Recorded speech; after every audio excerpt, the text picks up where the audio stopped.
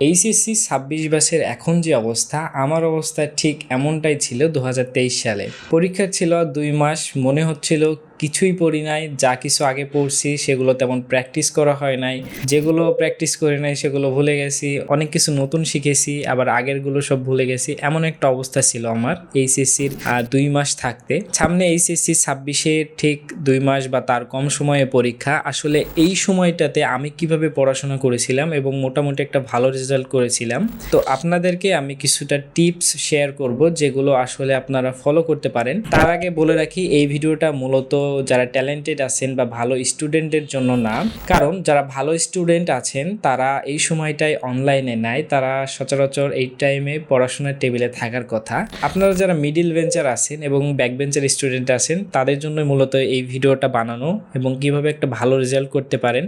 A+ না, তার কাছাকাছি রেজাল্ট বা 4.5-এর কাছে রেজাল্ট, যেটা আমি করেছিলাম আর কি। আমি A+ পাই নাই, কিন্তু একটা পাবলিক বিশ্ববিদ্যালয়ে সিট নিতে পারছি। আপনারা কিভাবে এই ইন্টারমিডিয়েটে একটা মোটামুটি ভালো রেজাল্ট করতে পারেন, যদি আগে ফাঁকিবাজি দিয়ে থাকেন তো এই সময়টা কিভাবে কাজে লাগাতে পারেন, সেটা নিয়ে কিছুটা আলোচনা করার চেষ্টা করব এবং কিছু টিপস দেওয়ার চেষ্টা করব যেগুলো আমি ফলো করেছিলাম। চলেন শুরু করা যাক।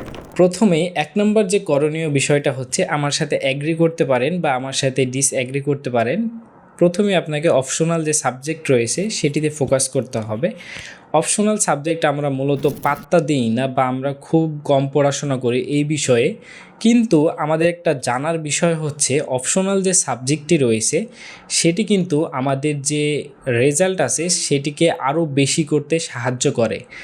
অপশনাল সাবজেক্টে আপনি যদি A+ পান তাহলে আরও 2টা কি 3টা সাবজেক্টে আপনার যদি A+ না থাকে সেগুলোকে আরও ইনক্রিজ করে বা উপরের দিকে রেজাল্টটা তোলে, সেগুলোতে কিন্তু A+ চলে আসে যদি আপনি অপশনাল সাবজেক্টে A+ পেয়ে থাকেন।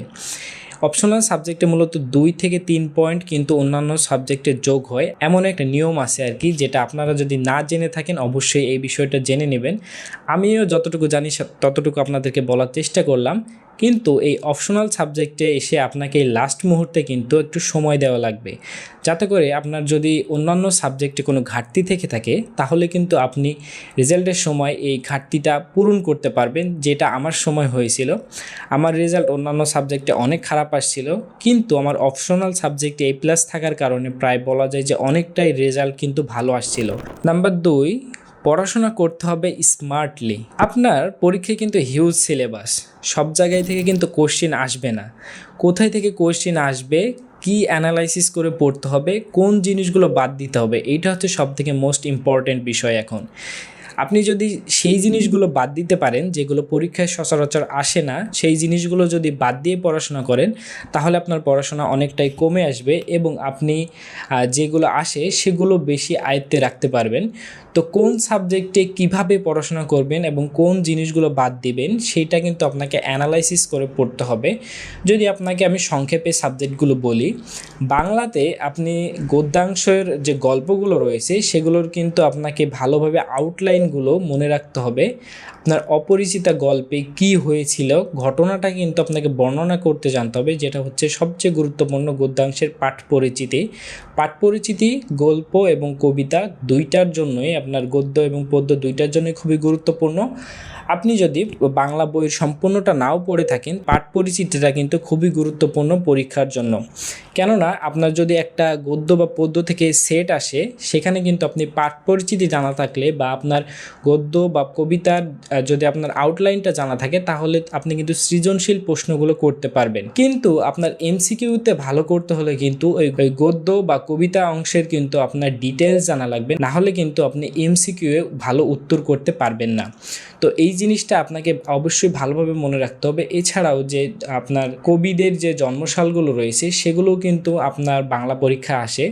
তো বাংলা পরীক্ষায় কিন্তু হিউজ সিলেবাস, এগুলো যদি আপনি আগে পড়ে না থাকেন এগুলো আপনাকে কিন্তু গদ্যাংশ এবং কবিতা অংশের যে সংক্ষেপে হলে আপনার পাঠ পরিচিতিগুলো অবশ্যই পড়ে রাখবেন। এরপরে যদি আমি বলি ইংলিশে, আমি আগে থেকেই ইংলিশে খুব দুর্বল ছিলাম। ইংলিশে আপনাকে ভালো করতে হলে এখন আর নিয়ম পড়ার সময় নাই, যেহেতু 2 মাসের খুবই কম সময় রয়েছে। এই সময় আপনি যত পারেন টেস্ট পেপার সলভ করেন, বিভিন্ন বোর্ডের কোশ্চেনগুলো সলভ করেন। এর ফলে দেখবেন যে বিভিন্ন বোর্ড যখন সলভ করবেন তখন একটা আপনার মধ্যে কনফিডেন্স চলে আসবে। তবে এই শেষ সময়ে এসে কিন্তু বোর্ড কোশ্চেন সলভ করা অনেকটা কঠিন, কারণ মনে হবে যেন সব সাবজেক্টই বাকি রয়েছে, কোনটা থেকে কোনটা শুরু করব। তো আপনাকে কিন্তু নিজেকেই একটা চার্ট করে নিতে হবে যে আপনি কখন কোন সাবজেক্টটা পড়বেন, বা নিজে একটা ভেবে রাখবেন যে কোন সাবজেক্ট আমার বেশি বাকি রয়েছে সেগুলো আগে পড়বেন, এবং কোন সাবজেক্টে কম কম আমার চ্যাপ্টার বাকি আছে সেগুলো একটু পরে পড়বেন বা একটু কম সময় দিয়ে পড়বেন। এগুলো কিন্তু আপনাকে নিজেকেই একটু গুছিয়ে নিতে হবে। এরপরে ইংলিশ গেল। আমি যদি আইসিটি সম্পর্কে কিছু একটা বলি, দেখেন বাংলা ইংলিশ এর কিন্তু 2টা করে part, first paper second paper, কিন্তু আইসিটি একটা বই যেটা একটা মাত্র বই, এর কোনো পার্ট নাই। তো আপনাকে আইসিটির এমসিকিউ সম্পর্কে কিন্তু ভালো একটা ধারণা রাখতে হবে। আপনি আইসিটি সৃজনশীলগুলো বানায় লিখতে পারবেন, যেহেতু সৃজনশীল এগুলো আপনি নিজের ক্রিয়েটিভিটি খাটায়, বা আইসিটি সম্পর্কে আমাদের সবারই কিন্তু কম বেশি নলেজ থাকে।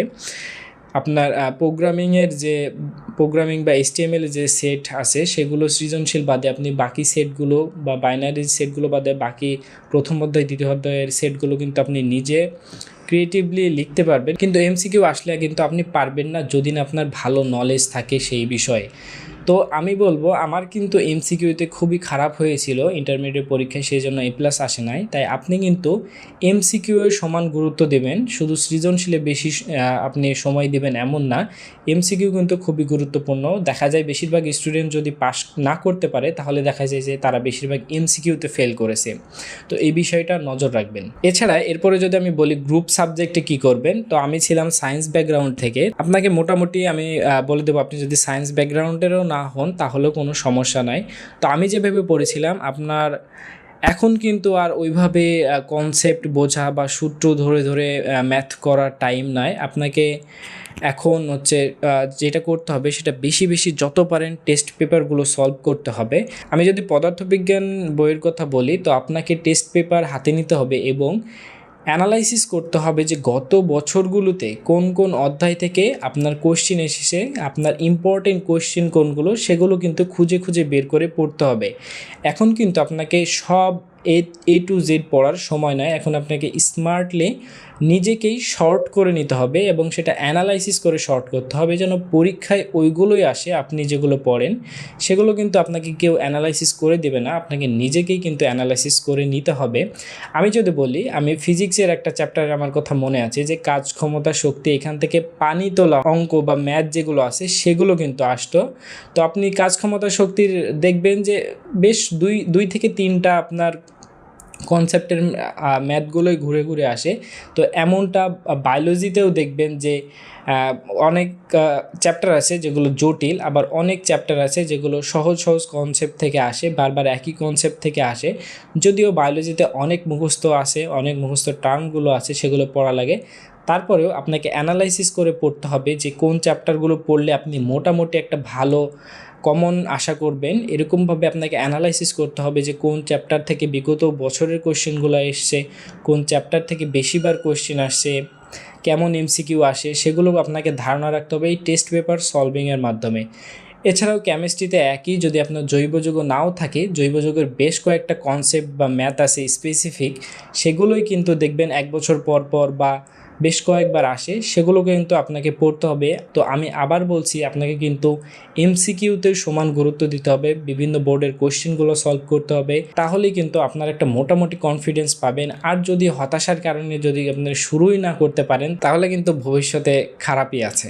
আপনি এখন বসে না থেকে, হতাশ না হয়ে, আপনি ডিপ্রেশনে না যেয়ে শুরু করেন, একটা সাবজেক্ট থেকে শুরু করেন, বিভিন্ন অধ্যায়গুলো লিখে রাখেন যে কোন কোন অধ্যায় পড়বেন, কোন সাবজেক্টে কোন অধ্যায়টা সকালে পড়বেন, কোন সাবজেক্ট কোন অধ্যায়টা পড়বেন। এভাবে 1 সপ্তাহের প্ল্যান বানান। এভাবে সপ্তাহে সপ্তাহে প্ল্যানগুলো যখন কমপ্লিট করবেন তখন দেখবেন যে অনেকটাই আসলে আপনার সিলেবাস কমে আসে।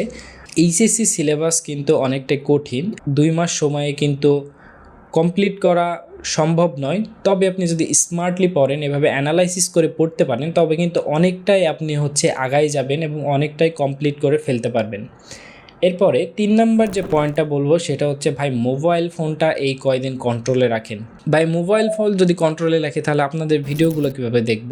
হ্যাঁ, কথা সত্য, কিন্তু আপনি যদি এই 2 মাস ফুল পটেনশিয়ালভাবে কাজে লাগাইতে চান তাহলে ভাই মোবাইল ফোন অবশ্যই আপনাকে দূরে রাখতে হবে, যেটা আপনি পরে যেয়ে বুঝতে পারবেন যে মোবাইল ফোন যদি পড়াশোনার মাঝে একবার হাতে নেন ভাই, আপনার ফোকাস নষ্ট হয়ে যাবে এবং আপনি কখন যে সময় মোবাইলের পিছনে নষ্ট করে ফেলেছেন সেটা আপনার খেয়ালই থাকবে না। তাই আপনাকে পড়াশোনার সময় মোবাইল ফোনটা পাশে রাখা যাবে না। আপনি বাড়ির কারো কাছে জমা রাখতে পারেন, বা পড়াশোনা শেষ করে যখন আপনি দেখতেছেন যে আজকে 10 ঘন্টা পড়ে ফেলছি, আজকে 12 ঘন্টা পড়ে ফেলছি, বা আজকে আর পড়তেই ইচ্ছা করতেছে না, তখন আপনার ফোনটা হাতে নেবেন। তার আগে কিন্তু ফোন হাতে নিলে ভাই সমস্যা আছে।